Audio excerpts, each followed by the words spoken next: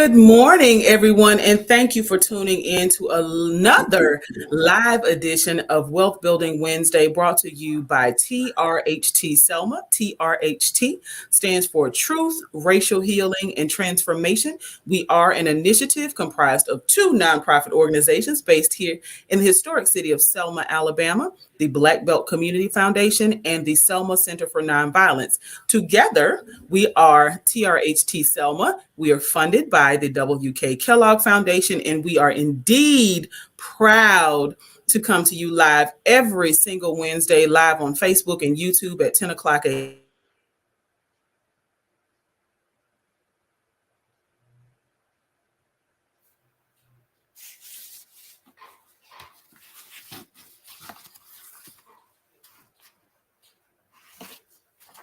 a.m. Central Standard Time. And my name is Lydia Chapman. I'm delighted to serve as co-director for TRHT Selma and excited to have part two, of Miss Sandy Hesley. Good morning, Miss Hesley. Good morning. It is great to have you here for part two, y'all. We moved some things around to make this happen because last week we were engaged in a really great conversation about business credit. So if you are a small business owner, if you are someone if you're interested at all remotely in becoming a small business owner, if entrepreneurship is something that you are attracted to and you want to know the ins and outs of business credit, listen, tell a friend to tell a friend, tag and share, because this is going to be part two of a conversation about business credit. Now, credit is a dirty word for some people. Listen. Especially when we're talking about our personal credit, but we're going to talk about not just personal credit, but business credit today.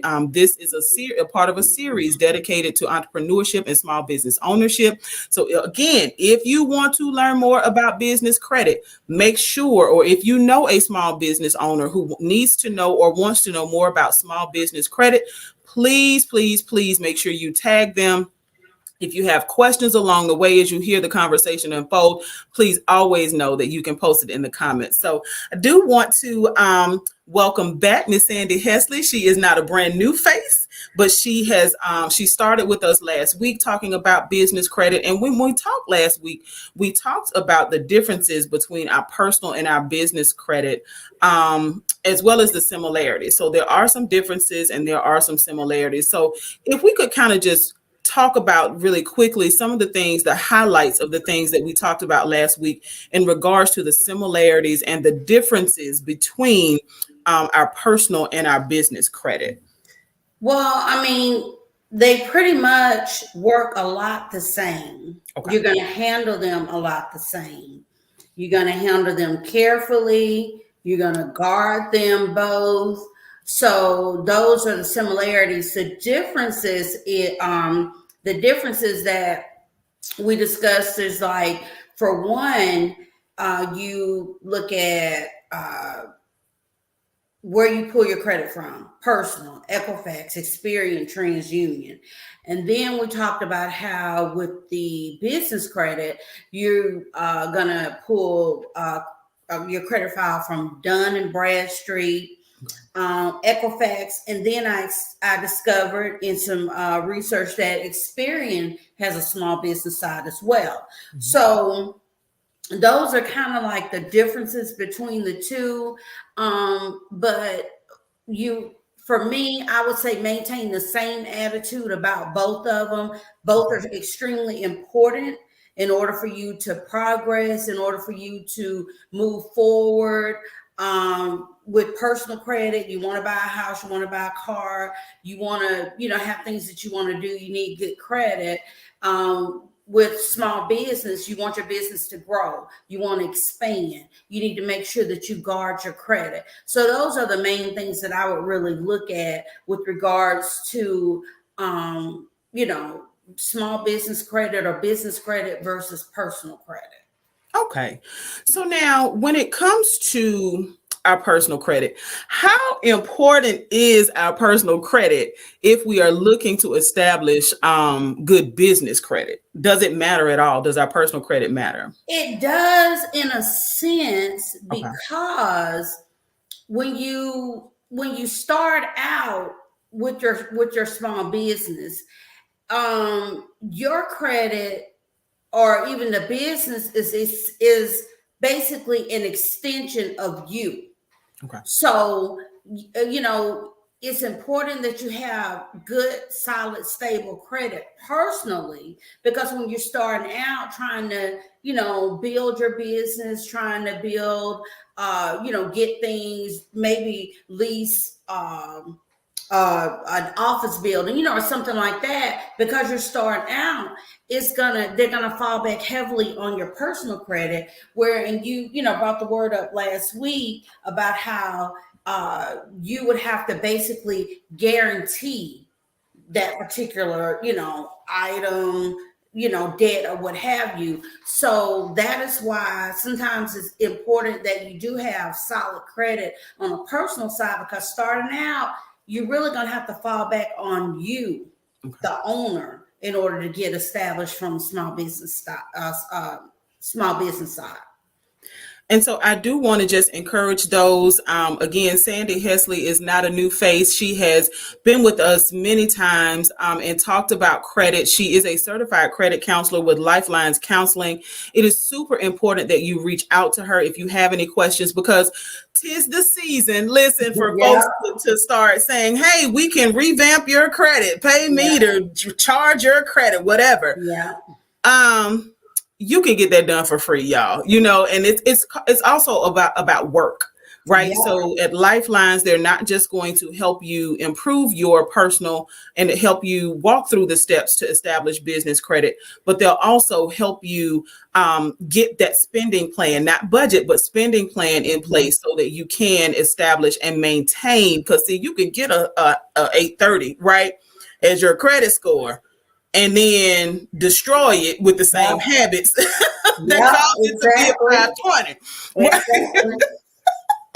So we are talking today with Ms. Hesley, particularly about business credit, and wanted to continue that conversation by asking what kind of information is actually found on a business credit profile. Okay. When you look at business credit, what you're looking at is, the general information about like your business, your address, the industry that you're involved in.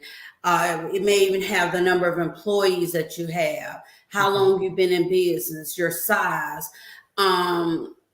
your information about your business credit relationships with suppliers, your payment history, if you have any, with like your business loans or business credit cards. Those are the type of things that will be on your business credit profile. And I'm a read a definition, because sometimes we assume stuff, but I want to make sure we understand a business credit profile is the face that the company presents to lenders, suppliers, insurance companies, lessors, and other businesses when they decide whether to extend credit or do business with that company. So that's what we need to keep in mind when you're thinking about a business profile. Is it's going to be used to set terms on credit, credit loans, leases, insurance premiums, all of that. And see, that flows right with, that's the same way with personal credit. When you need insurance, they pull your credit. You know what I'm saying? You apply for a credit card or loan, they pull your credit. So the same thing that holds true for the personal side pretty much holds true for the business side as well. So that's why they are pretty much one and the same, except again, one is for your personal and one pertains to your business. But you look at them, they pretty much call for the same things. And see, now that's important to know for several reasons.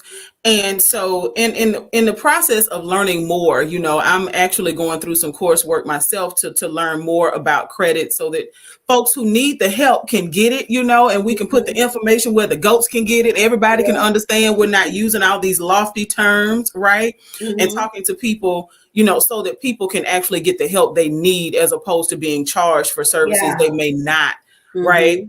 And again, at Lifelines Counseling, they can assist you. There is no cost to the advice that Ms. Hesley offers. So don't be, I'm not going to say swindled, but don't be sucked into the idea that you have to have someone paid to get the same information.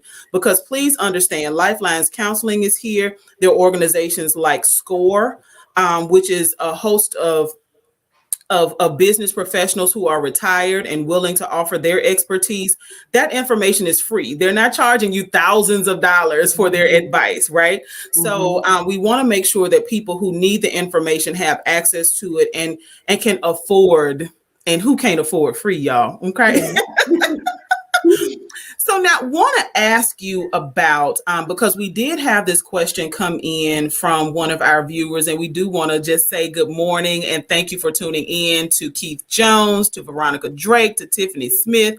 Y'all, please make sure that you are tagging and sharing this information. It's very important that we have, change the dynamics of our conversations. Okay, Ms. Parker, thank you for tuning in. We want to make sure that people are accessing and listen. We start to change our conversations. We're not talking about what sister so and so had on, but like let's work with all of us. Let's sister girls in the church sit down and let's talk about how we can get all of us to have good credit, right? Yeah. So that's a part of what we're doing here with Wealth Building Wednesday. And we had a question last week.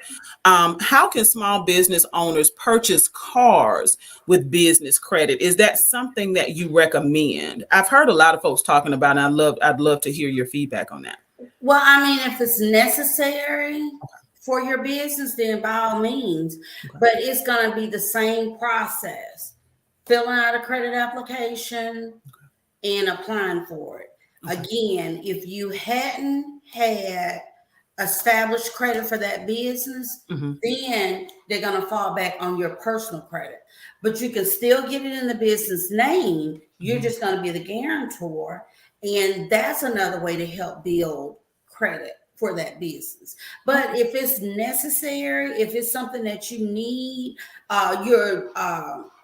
you started a delivery service. Then you're going to need a delivery car, delivery truck. So yeah, if you want to go out and purchase one, then yeah, but it just depends on what stage you are in your business, whether you have established business credit. If not, that is when it falls back on you, the personal side.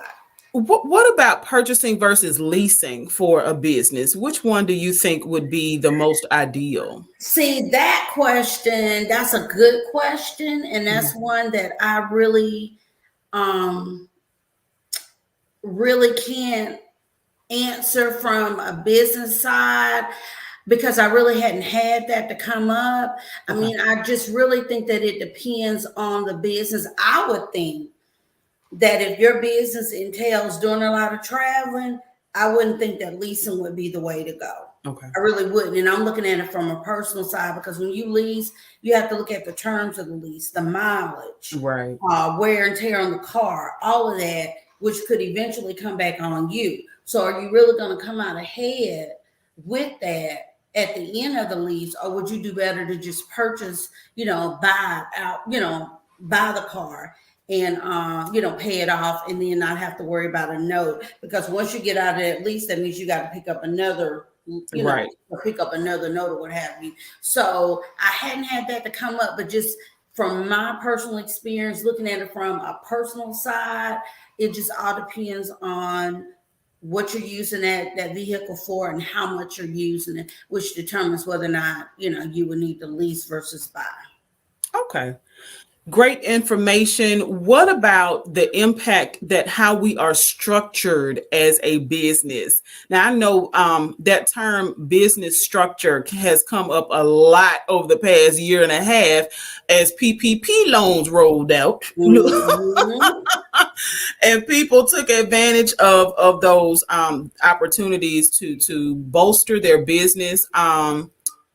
The president announced last night in the State of the Union that the Department of Justice will actually have a chief prosecutor when it comes to prosecuting those companies or those people who have wrongfully received PPP loans, but we want to find out how our business structure, what that is, and how it impacts business credit, or does it impact business credit at all? It does. And like when we spoke last week, Mm-hmm. one of the things that I said is that when you're establishing your business, you need to establish a business structure. You need to Yeah. structure your business. How do you want your business to operate? I mentioned sole proprietorship. Sole proprietorships are the least complicated. You can Mm-hmm. do a Sandy Hesley DBA doing business as Sandy's Cakes, something like that. It's the least complicated, but the business and the individual pretty much one and the same. Mm-hmm. And the owner is solely responsible for any debts or anything like that are incurred by the business. My thing is, if you're establishing a small business, it's really best to separate yourself from that business, in that you are trying from a legal standpoint, because legal liability is what I'm thinking about. Okay. So, you look at sole proprietorships, you look at LLCs, limited liability companies, Mm-hmm. you look at corporations, you look at S corp, and incorporating. It creates a totally different business entity in and of itself, and it offers the opportunity, of course, for you to build credit, and it gives you some it separates you from a legal standpoint. Legal liability is what I'm saying. Limited liability companies, that's where you could have like partners, you could have managing partners, things of that nature. And you are protected from personal liability. Your personal liability is protected against the business debt. So that's why it's really important for you to really establish a business structure and keep everything separate. You don't want things to commingle, Okay. because when it comes to legal responsibility, you want it to fall on the business and not on you, because you're established, you got a house, you got a car, you got a family. You don't want that to suffer because of something that happens from with your business. And y'all, this is great information. It is also connected to a prior conversation we had in 2021 related to bankruptcy, which we'll wrap back around to bankruptcies at some point this year. But that what you were just saying reminded me of the different types of bankruptcy, and how you can file a business bankruptcy, which we've seen people do. We've seen Yeah. that in the news. Our Mm-hmm. former president used to file bankruptcy all the time. All the time. So making sure that we are separating our personal business, of our stuff, Mm-hmm. from the business, right, is important. We have a question from our audience. We have someone that wants to know. She said she's been told that when making a purchase or applying for a loan or credit for your business, it's best to freeze your personal credit. Is that a good idea? I mean, it's really not necessary, because again, if you're separating the two, Right. why inconvenience yourself by freezing, what I'm saying, your personal credit? So if you're separating the two, then I wouldn't see why it would really be necessary for you to do that. And I actually, like I said, I'm going through some coursework, and I actually heard someone ask this a very similar question. And a part of the reason why that person was interested in freezing the credit was connected to a low personal credit score. One of their clients had a very low credit score, and they were trying to figure out if freezing the credit would be a better way for them to approach establishing business credit. And it was really interesting to hear the responses of these experts on the line, because they said, well, let's work on the personal credit first. And see, that goes back again. To me, a lot of it is going to circle back to the business structure. Okay. Because like when you have a partnership, and I didn't even mention that, partnerships, LLCs, corporations, S corps, sole proprietorships. Mm-hmm. It makes a difference with regards to your credit. Now, if you have a partnership, Right. then the partners are going to be responsible for that debt. But if you have one partner that has low credit and you have one that has high credit, of course the one with the higher credit score is going to take the bulk of it, because the one with the low credit is not going to be able to do anything. So my point is, to me, it all goes back to how your business is structured. And if you're looking at a partnership, then you might want to put a freeze on it because you don't want it to bleed over into the business side. You understand what I'm saying? Mm-hmm. If it's separate from the personal, it really wouldn't be a reason in as far as I know, for with as much information that I know about the two, it wouldn't be a reason why you should. Now, there might be experts out there that can say, well, you should, and this is why, and it's probably completely legit, but it just depends on the purpose, what it is you're doing, and the structure of the business. Okay. Awesome information, y'all. Don't forget that if you have questions, please feel free to drop them in the chat. We do want to thank everyone for tuning in. Again, tag and share. This is valuable information. So if you are a small business owner or you know someone who is a small business owner, make sure that they have access to this information and the free expertise of Sandy Hesley and her colleagues at Lifelines Counseling. They have a very unique model to counseling. So whether you have a young person in your house who needs to talk about being bullied at school and you want to come in and talk about improving your personal credit, all of those services are available at Lifelines Counseling. Miss Sandy Hesley is a certified credit counselor.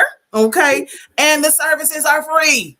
Listen, it does not cost you thousands of dollars to correct the path of your credit. And Lydia, let me throw something else in there too. Mm-hmm. Because when you're looking at establishing a small business, mm-hmm. make sure you do your research and make sure that you are prepared to do the work, because yes. It's work. And especially, and it really is, an extension of you. Take pride in what you do. It's a reflection of you as well. So if it's something that you want to do, that's cool. But just make sure that you do the research and that you're prepared to do the work, because it's work. But in the end, you'll look back on it and you'll think, man, that was a lot of work, but I'm so glad that I did it. Everything turned out beautifully. You're going to have bumps in the road, don't get me wrong, but take the time to do the research and be prepared to do the work. Because it is work. Absolutely. It's not a quick fix. Listen, and you will value it more. Yeah. You may value being able to pay somebody to do things to kind of fix and erase things off of your credit. But if you work yourself and make sure that you're walking through that process, you will value and protect that 800 credit score far more than if you got it within, 5 months of somebody, repeatedly sending off letters and things like that. If you do it yourself, you value it more. Right. So now wanted to ask if there are any preferred vendors or any types of accounts. If we are a startup, if there are some preferred vendors you think, or types of accounts like Net 30 accounts, comparing who vendors report to, Dun & Bradstreet versus Experian, like, are there preferred vendors or types of accounts that you would recommend? Well, for one, you want to go with a vendor. Again, ask questions, do your research with your vendors. Make sure that they report to the Small Business Credit Bureau. Some of them may not. And you're trying to establish credit, so it's important that they do. So you want to do your research. And I wouldn't say one is any better than the other. It's just a matter of you asking questions and doing the research. Okay. That is how you're going to find out whether or not this vendor is worthwhile versus this one. And then with the Net 30 account, it's like it's one way that they extend you like 30 days to pay a bill in full. But what I found out is some vendors may do Net 15. They may just give you 15 days to pay it in full. Okay. Some of them will do Net 60, where they give you 60 days. So see, it just depends. 60 or even 90 days, you'll just have to do your research to see if that vendor is beneficial to your business, Okay. and if that vendor is going to be helpful in helping you establish credit. And when you get with them, you're agreeing to whatever terms that they're offering you. And so you just make sure that you are prepared to agree to those terms. So it's just a matter of making sure you do your research and making sure that you're reading the fine print. Awesome. Listen, that fine print is real. And we have to make sure that like you said, ask questions Mm-hmm. and do the research. Now, Mm-hmm. I want to, before we wrap up, talk about programs like there's this thing called Self that Mm-hmm. people can pay into in order to improve their own personal credit. Mm-hmm. Um, are these type programs an option, you think, a viable option for people trying to establish business credit? Well, what I did was I did some research on Self, Okay. and it's legit. Hmm. And what I found out is that the company is based out of Austin, Texas, Okay. and that and they have actually partnered with some real FDIC insured banks to help manage, the accounts that they have. And basically what Self is what we call, or what I call in banking, credit builders. They offer credit building loans. And basically what a credit builder loan does, it holds the amount borrowed in a bank account while you make payments. Okay. And that's building your credit. And it's designed to help people who have little or no credit history to help build credit. So you look at options like Self, and then it was another one I can't think of the name of. And then also I found out Chime is Okay. considered something Hmm. along those lines. But Chime leans more to personal. I couldn't find anything on Chime about helping build small business or business. But those are like in the same wheelhouse. So basically, you're looking at a credit builder. And sometimes that's what we need. But again, you have to make sure that you're dealing with a legitimate company. And Self is legit. Okay. And I wanted to ask about that because so often, and we were talking about this a bit before we went live, we perish for the lack of knowledge. Yeah. We see things on social media. We see these ads for folks that are talking about, the millions they've made and you need to take my advice, which many of them and most of them, in fact, are more than likely legit, I would say. But we just have to be able to do our own research and know whether this stuff is real. I also wanted to ask in regards to Self and programs like that, because if once we're starting to do our research and we establish that credit, again, like you said, it's important to do the work, right? Those type of programs allow us to do the work. They allow us to start paying those bills on time Mm-hmm. and practicing good habits. Mm-hmm. Y'all, Which is it's extremely yes. important. And see, my thing is, a lot of times I get it all the time. My cousin said that all she had to do was this, and this. My cousin was able to do this. Is your cousin telling you the whole story? Right. Your situation might be slightly different from your cousin's situation. So the same thing is not going to hold true. So you have to see for yourself. You know what I'm saying? And like you said, a lot of those people that built this wealth and did all this stuff, yeah, it may be legit, but you still got a handful that it's not Mm-hmm. legit. And there are, and this is the season of entrepreneurship. It's a part of the reason why we wanted to make sure that in the beginning of the year, Wealth Building Wednesday focused on small business owners and entrepreneurship as a viable option. We hear Mm-hmm. in the national news this thing called the Great Resignation, right? And folks are not going back to the traditional Yeah. workplace. New businesses started faster than ever before. And we're excited to see that movement because having your own business, investing in real estate, these are all things that people do when they want to build wealth. And so we want to make sure that we share the information, that we share the facts and the experts that people need to have access to in and around Selma and across the Black Belt. And we know, yes, Facebook, YouTube goes all over the place, but we want to Mm-hmm. make sure that our homegrown folks, right, are able to access people right in their own backyard who can help them be as successful as possible. So, Ms. Hesley, I want to thank you for your time again today as we have wrapped up part one was last week. This has been part two, talking about business credit. Ms. Hesley will be back. She is a regular guest on Wealth Building Wednesday, and we're always excited to have her here. So thank you. Thank you. I look forward to this. I enjoyed every single time. Oh, that's so wonderful. And the audience loves you. So we are super, super, super Thank you. excited to have you be such a valuable asset in our community. So if you have been tuning in and listening, y'all make sure that you're tagging and sharing. Listen, we have a viewer saying part 3, look out, look.